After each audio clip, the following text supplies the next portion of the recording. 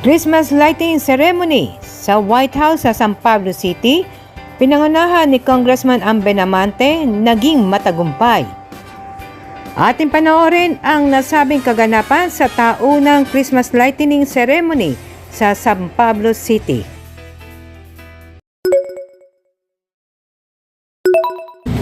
Maraming salamat, Leo. At syempre po sa lahat po ng mga kasamahan po natin sa local media. At meron po tayong mga kasamahan sa ating pong lokal na pamahalaan, ng ating pong mga department heads, at mga ilang kawani po ng ating lokal na pamahalaan. At meron dito po tayong mga barangay officials, mga barangay chairman, at sa mga minamahal po mga kababayan. At syempre sa ating congressional family dito sa 3rd District of Laguna, isang mapagpalang gabi po sa ating pong lahat. At nandito rin nga po pala ang aking pong may bahay, ang aking pong tatlong anak, at nakikisaya dito po sa ating pong taon-taon ay ginagawa sa Christmas lighting ceremony. At gayon nga po ay sa bahagi po ng inyong lingkod ay talagang pinaugalian na po natin at lalo tigit kung ako po ay nanunungkulan pa bilang alkalde.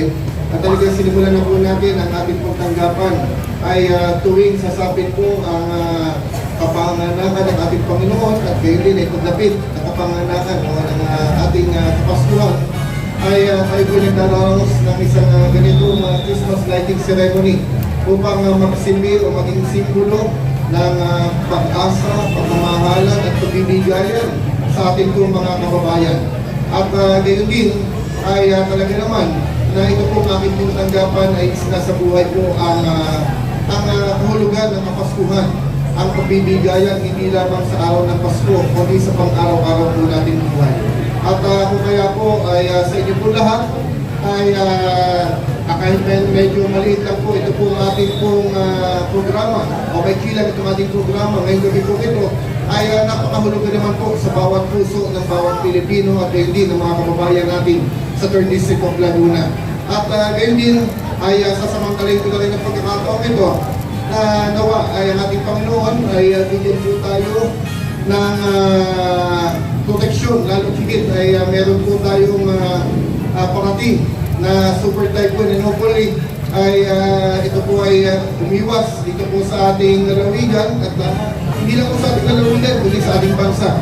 At nawa ay tayo po maging ligtas ito pong darating pong weekend dahil dito po may inasang super typhoon. At gayon din po ay sa ating pong mga minamahal pong mga kababayan ay bumubuto ng aking pong pamilya ay paunang bumabati na ng isang maligayang Pasko at masagalang bagong taon sa ating lahat. And rest assured na ito pong ating pong tanggapan ay tuloy-tuloy na magbibigay ng pag-asa, tuloy-tuloy na magbibigay ng tulong sa ating pong mga maralitang mga kababayan. At syempre ay kami po ay sa bahagi po ng aking pong tanggapan ay humihingi na rin po ng konting paumanin, pero mga konting pagkukulang. Pero we will see to it na continuous po ang aming pong improvement, lalo tigit sa pagsiservisyo sa ating mga maralitang mga kababayan dito po sa 3rd District of Laguna. Kaya po, muli po, sa bahagi po ng aming pong pamilya, ay ang aming pong paunang pagbati ng isang maligayang Pasko at masaganang bagong taon sa ating pong lahat.